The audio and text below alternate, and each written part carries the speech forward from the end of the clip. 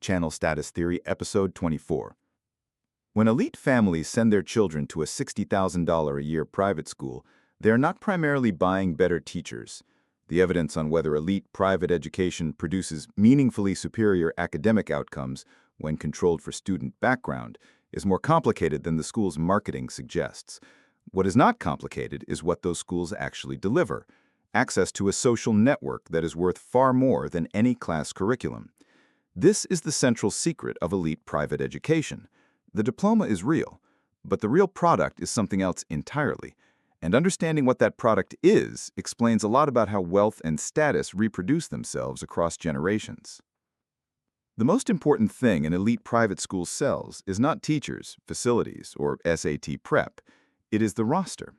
Your child will spend formative years alongside the children of senators, CEOs, celebrities, hedge fund managers, and old money families. Those relationships, formed in dorm rooms, on athletic fields, at school dances, tend to persist for decades. And in a world where opportunity is heavily networked, those relationships have real economic value. The sociologist Shamus Khan, who attended and later taught at St. Paul's School in New Hampshire, wrote extensively about this in his book, Privilege: The Making of an Adolescent Elite at St. Paul's School. His core observation? Elite schools do not just transmit knowledge, they transmit a way of moving through the world, what he called ease, the ability to feel at home in elite spaces, to engage confidently with power, to move fluently across rooms where things are decided. That ease is not academic, it is social, and it cannot be taught from a textbook. The second product elite private schools sell is a credential that functions as a social passport. When a graduate of Exeter, Andover, or St. Paul's applies to Harvard, Yale, or Princeton, the prep school name carries information that a high school transcript alone does not. It says, this person was selected, evaluated, and socialized in an elite institution. They can navigate those environments. They belong. This signal compounds.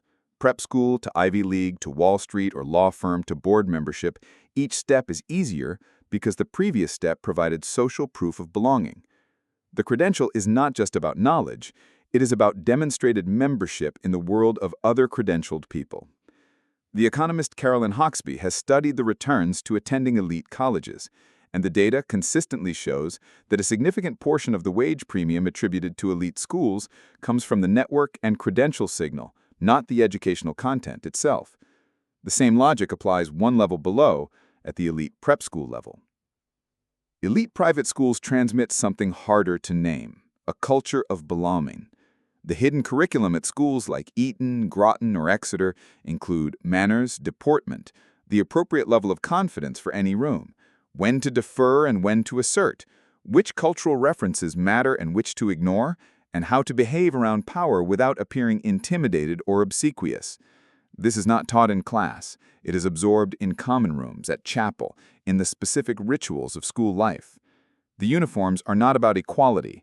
They're about teaching a specific relationship to appearance and conformity that will serve graduates in elite professional life. The compulsory sports are not about fitness. They are about teaching teamwork, hierarchies, competition norms, and how to lose gracefully.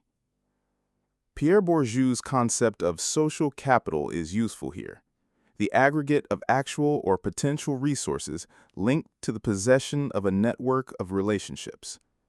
Elite schools manufacture social capital at industrial scale. They charge accordingly. The irony, and it is a sharp one, is that families pay premium prices to enroll their children in an institution explicitly designed to give them advantages over families who did not pay those prices.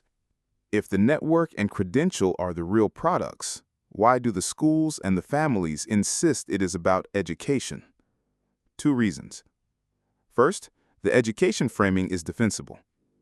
I want the best education for my child is a socially acceptable rationale. I want my child in a room with other powerful families so they can build lifelong connections that will advantage them professionally is the same decision described more honestly, but it is much harder to say in public.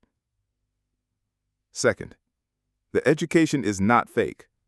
Elite private schools do offer excellent academic preparation: small class sizes, strong teachers, college counseling, and rigorous curricula are real.